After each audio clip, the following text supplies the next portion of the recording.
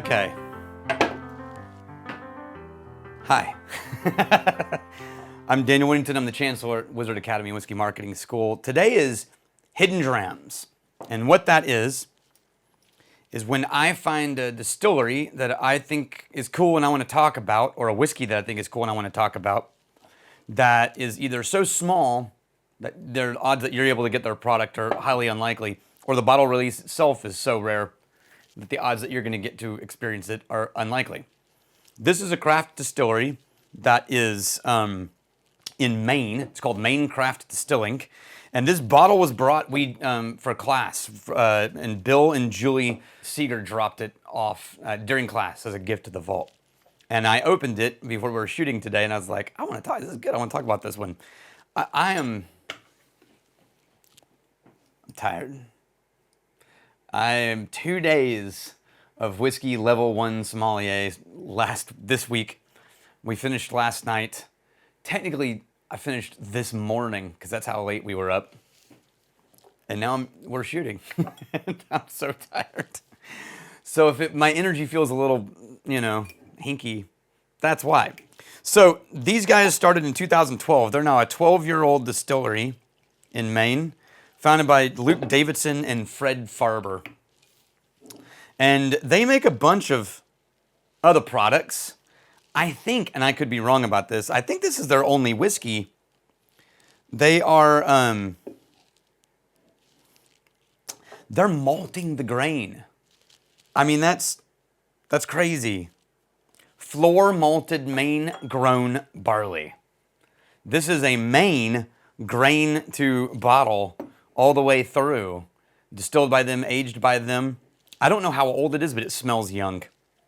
And they smoke the grain with Maine peat and seaweed.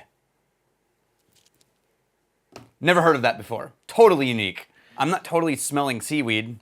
I am smelling a little bit of smoke, and they call it, the fumes went right up my nose. I mean, all fumes go up your nose, but it hit aggressive with the ethanol.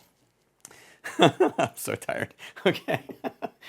Oh, I feel punchy a little bit. Never heard of anybody. A lot of small malt guys in America are starting to experiment with smoking things. I've never heard anybody using seaweed. That's a totally new one. When I pick this up on the nose, what I'm getting first is like a really strong sort of pear fruit that's just completely coated in a hazy layer of ashy smoke. But it's not like Lafroig smoke or Ardbeg smoke. It's softer, more vanilla. They call it Highlands whiskey, Highland style. I didn't know that Maine had Highlands. So either that's Maine Highlands or that's a reference to Scotland. The name 50 stone is a reference, like that was a measurement, which was 50 stone of barley was what was required to fill a single barrel of whiskey. So cool origin of the name. And anytime I see American single malt, I go out of my way to grab it because I want to try that.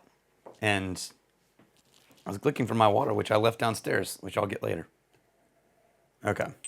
So I'm trying to let it open up because here's what I find in really young smoky whiskey. I don't find this as much in older smoky whiskey, but in really young smoky whiskey, if you let it sit for a little bit, that really abrasive, punchy, smoky, ashy thing can sort of lift. It's the first thing to dissipate in the nose, and so you can get more behind that if you let it sit for a second.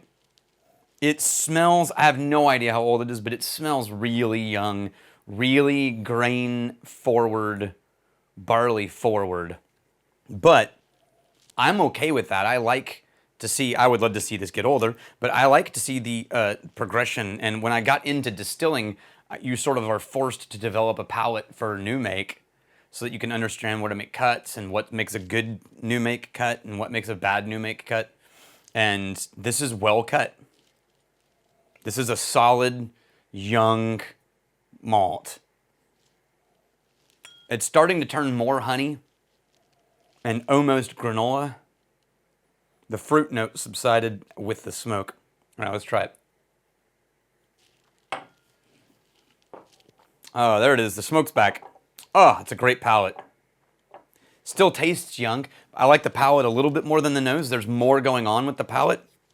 It's 45. Would never have imagined this was 45%, 90 proof. That's way low for the way the palate is landing for me. It feels oily.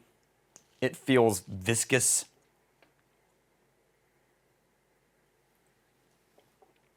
There's a little bit